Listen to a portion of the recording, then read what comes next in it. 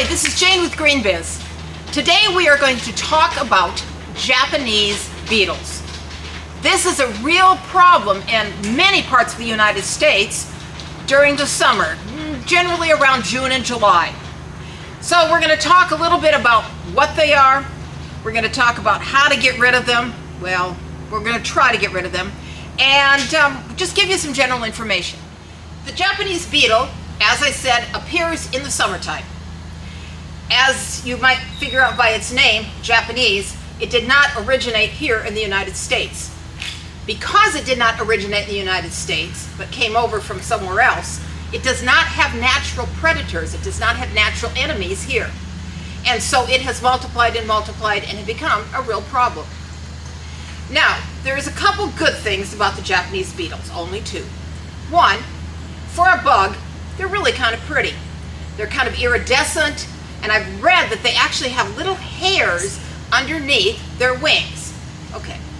The second thing is, the bug itself, the beetle flying around, is really only active for about, a month to 6 weeks during the summer. And then, well, then it goes somewhere else, and we'll talk about that. So I guess if you can count that as good things, that's the two good things. The rest is not real good news. First of all, the Japanese beetles are very difficult to get rid of, partly because they have no natural enemies. So some of the products that I'm going to be talking about, some of the means of getting rid of them, does not actually eradicate them, make them go away forever, but what it does is it helps to control them. And I guess when you are dealing with something like this, you have to think of controlling them and not actually eradicating them. The reason the Japanese beetles are so, terrible to have in your yard is that they do a lot of damage, both as the beetle, and then once they've laid their eggs, they become grubs, and the grubs do damage. So throughout their whole life cycle, they're messing around with your yard. First of all, as the beetles, that's what you see first, they eat the leaves and they eat the flowers. They love plants like roses, hibiscus. This came off of one of my vines at home. They just eat and eat and eat. And they will leave the leaves just kind of lace-like. I mean, they literally eat all of the leaf and leave just those little veins showing. So this isn't good. They get into your rose flowers. Like, you open up the flower and, oh, look, there's a bug. You go to smell the rose and what are you smelling? A bug. So, and they can chew on those flowers too. You don't want those Japanese beetles eating your flowers, eating your plants. So obviously you want to get rid of the beetle, and we're going to talk about that. There are some different approaches to getting rid of and controlling the Japanese beetle. First, probably the cheapest way, is to literally just pick them up and throw them into a bucket of, say, soap water, something that they can't get out of. Now, the Japanese beetle can fly. So you think, oh, look, I've got it, and then it flies away. So the best time to do that, if you're going to physically remove them, is, say, like early in the morning when it's pretty cool and they're kind of dormant. You find them, you pick them up, throw them into some soapy water, and hopefully they drown. So that's one way. Another way is, of course, by spraying them. Now, when you use sprays, for no matter what kind of insect you're trying to get rid of, always make sure that on the bottle somewhere it tells you that that's a good product for that insect. So for instance, on this particular product, it actually shows a picture of the Japanese beetles. And on some of these other products, it lists the Japanese beetle as one of the insects that it will kill. The problem with these sprays is that you pretty much have to spray it on the bug. And remember, the bug moves, so you might think you've got it, and then the bug disappears. So the sprays work minimally well, but they do work some. If you actually spray it right on the Japanese beetle, you will kill it. Another method to get rid of Japanese beetles is to use a systemic insecticide in your plant. Now, I hesitate using systemics because it also kills the good insects. But if you have had large populations of the Japanese beetle or other types of insects that are literally destroying your plant, this is something you may need to do. What the systemic does is it gets into the whole system of the plant. It's taken up through the roots into the whole plant, into the leaves, into the flowers.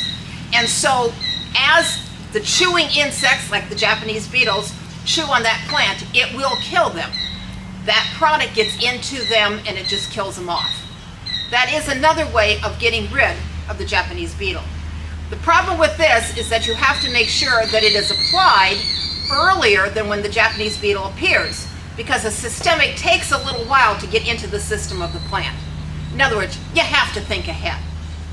Another means to get rid of Japanese beetles and to gauge actually how many you have is the Japanese beetle trap. This is actually a plastic bag. It comes with a holder, and it comes with this little package of pheromone, which is a sex attractant.